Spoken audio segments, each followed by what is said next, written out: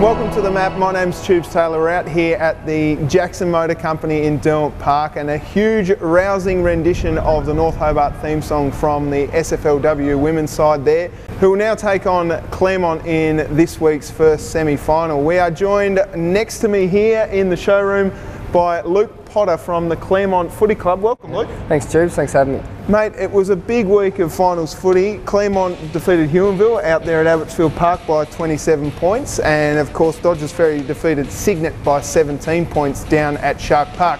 A big game at Abbotsfield though, mate. Your boys now going to the second semi-final. Yeah, no, a really big game. Huonville play a real tough brand of footy. We knew that we were going to be up against it, so yeah, they came out. Big Mickey Paul's back in town, so obviously he's a big part of their side. A little bit rusty, I heard. Yeah, he's piss fit, I think they were calling him. So okay. He's still a handy player, but credit to our boys. We started well, and we played a good brand, and we played a fast brand. We kicked very poorly. That's something we can work on during the week, and hopefully improve this week. Scores were level at three-quarter time, mate. Yeah. What happened after? Was there another big Kim Exel fire-up, or was it something different? No, I think the boys just, we've had a lot of close finishing games lately, so I think it's starting to improve us as a side, and we had a massive pre-season, so that's obviously starting to hold us in good stead. Fitness. Yeah, so that we're starting to run out games better, where I think, mid-season when we had that bit of a lapse, we weren't running out games so good. So, as a credit to the boys, they really fought through that patch where Huonville were coming at us really hard and pushed through it. You had a couple of players out as well? Yeah, we had Tyler Bowden out with just some general soreness. So he could have played, but he done the team thing and stepped aside, which was good. Looking back now, he's made the right call. Could have made it worse, but heading into this week, he's fit, firing to go. How are you feeling, mate? Your footy? Yeah, I'm feeling really good. Probably the fittest I've been in a while. So I'm happy. I've had a good year injury-wise. Haven't had many injuries. Couple of little shiner though on the weekend. Yeah, a little bit of a knock there, mate. But so far so good, and I'm really enjoying playing out there. Good bunch of guys, and the board and the president. It's a really good family club, so it's good to be a part of. It certainly is. Now this week you've got Lindisfarne, who are premiership favourites. They're top of the ladder, and you're playing the second semi-final. If you win, you go into the grand final. Do you think you can beat the powerhouse that is the Lindisfarne Two Blues? Yeah, definitely. I think they are the benchmark side, and they have been pretty much all year. So, but I think if we have a good week on the track, prepare ourselves right, and play our brand of footy for 4 quarters, we can definitely beat them. If we have lapses like we did mid-year, they're going to be hard to beat. But we're confident if we all rock up together and play our style of footy, we could beat anyone on our day. So. Speaking of the other games, mate, Dodgers Ferry versus Huonville, down at Huonville.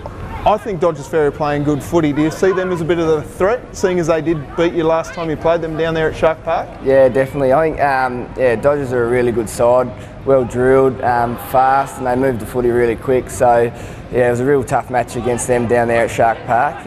Get them on a North Hobart Oval, and I think any of the 4 teams that are in it, Tubes can take it out on their day, which is really good for the competition. Obviously, Lindisfarne are that benchmark because they finished on top. But yeah, on anyone's day, I think anyone can take it out. So it's you guys taking on Lindisfarne over there at Anzac Park. We've got Huonville taking on Dodgers down at Huonville this week. They're the games that are coming up.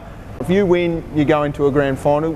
How does that play as far as a break goes? Because Lindisfarne have played their last round of footy, had a break, playing the second semi, possibly have another break, going to a grand final. Would it work for your footy club? It would work for the older guys at our footy club. I reckon they'll enjoy the break, but I just think when you've got that break, and I'm sure Lindisfarne will be doing this, you've still got to be training hard. I don't think, just because you're having the week off on a Saturday, you can't just sit around and do nothing. You've got to be working hard, keep the body going, while you've got that momentum, and I'm sure Lindisfarne, being the professional club they are, that's what they'll be doing. So just really quickly touching on your life personally, mate, you've got your own little business? Yep, yeah, mate, I've got my own carpentry business, so Potter Carpentry and Property Maintenance. Do a lot of renovations, bathrooms, decks, pretty much have a go at anything. So it's going really well, mate. Lots of work out there, so now I'm enjoying it. And we were talking before we came on about the last 4 years of footy that you've got. Yep. Potentially playing in a grand final this year is the goal. Yep. But last year, grand final, the year before, grand final, 3 years previous to this, you've been in 3 grand finals. Yeah. Tell us about that. Yep, so 3 years ago I played in the grand final with Glenorchy against North Launceston at Berrieve. Unfortunately it was a losing game. Following year I moved to Leeton in New South Wales to play footy up there and made the grand final there, and we went down by 4 points. Last year stayed at Leeton for that second year and broke a 38-year drought for the club, which was amazing to be a part of. There's so many good people up there, and there's a good connection of Tasmanian people up there. So I think at one stage there was 6 or 7 of us playing in the one side up there, which was really good. Obviously made the move easier. But yeah, and the goal this year to make it a 4th grand final. So I've gone from, I was 22 and never played in a grand final to playing in potentially 4 in 4 years, mate. Yeah, it's unreal. So yeah. Well, all the best, mate. We might leave it there, but all the best for this week. Yep. We might try and get you a special deal on this Isuzu D-Max behind you from the guys out here at Jackson Motor Company. But Luke, thanks so much for joining us here on the map. We're going to take a quick break. We'll be right back in just a few moments. There's a sound. It's the sound of new beginnings, the heartbeat of change.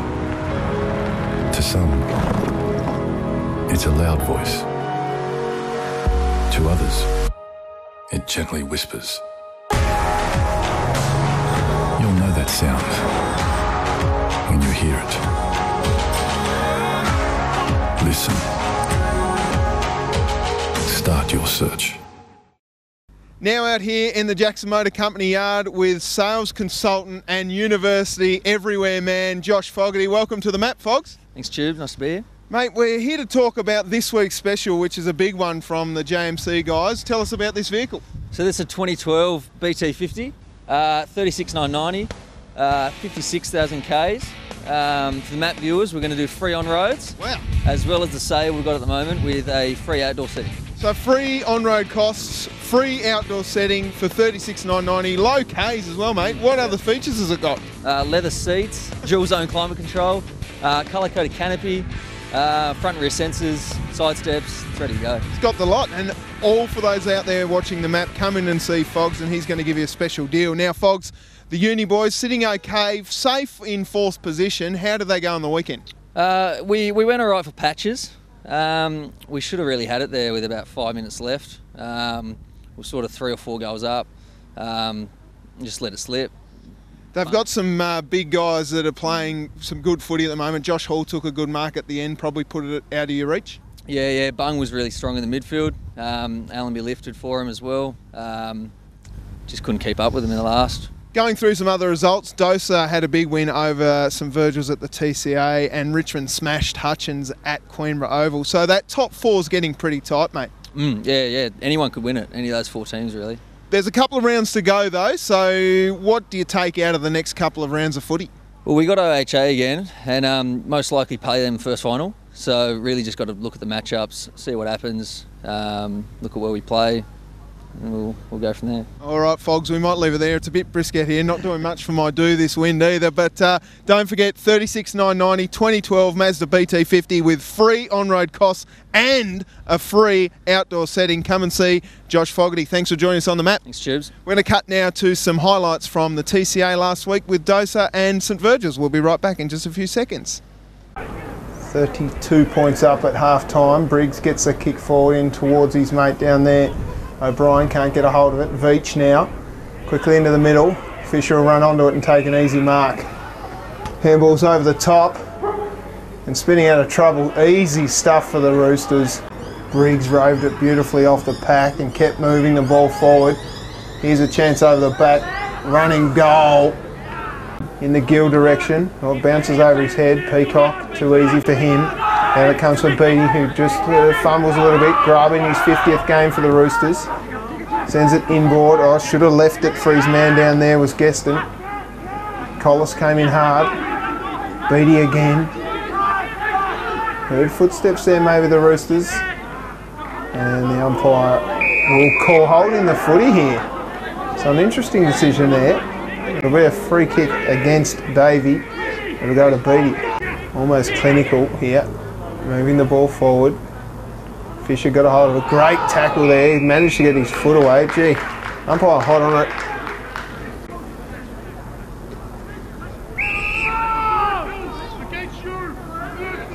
And they've reversed it. There's Jetty Morgan arguing with the umpire there, not sure what that was about. Saints to bring it out. It's a good little chip kick. Out wide finds Weston. Looks like he might have put a wash through the hair there, Maxie. Towards Big Andy Man. He takes a good strong mark at centre half back. Plays on quickly onto that left foot. Looks up forward for Gill. Coming out to meet it though. That's a good mark. Over the back by Collis. Cross. There's a quick handball over the top by Griggs to a man in trouble. He's got it back now, Briggs. And then Collis just wrapped him up and he just dropped it like a hot potato. Did Gueston. And Collis will take the kick. Sends it low to Morgan. Morgan sells a bit of candy. And sends it long. Man should mark. He dropped it just through the fingertips. Chance over the back for Vince. Out comes Tompkinson. The big fella just puts his body over the ball. Then it came out to Gill. Now a quick kick around the corner by Vince, and they've got a goal, the Saints.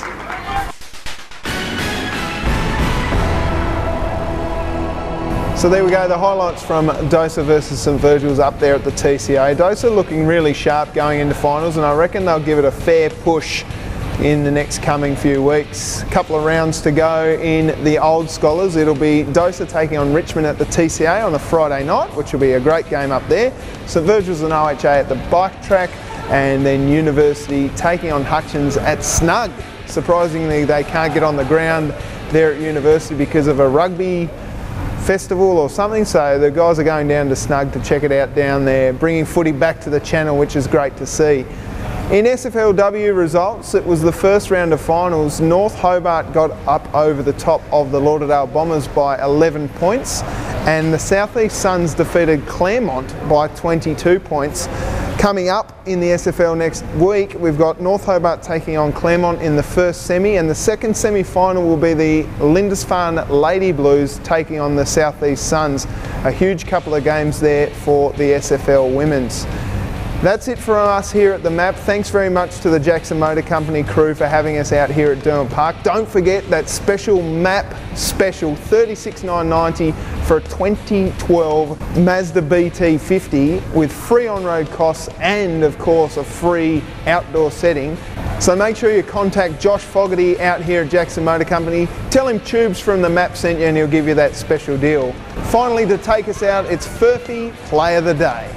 And here we are at Shark Park for this big match. It's the qualifying final. It's Claremont going forward, James. Kicking forward, looking for Ella Edwards, the captain. Yes, the fist away there by Zoe Chug for the South East Suns.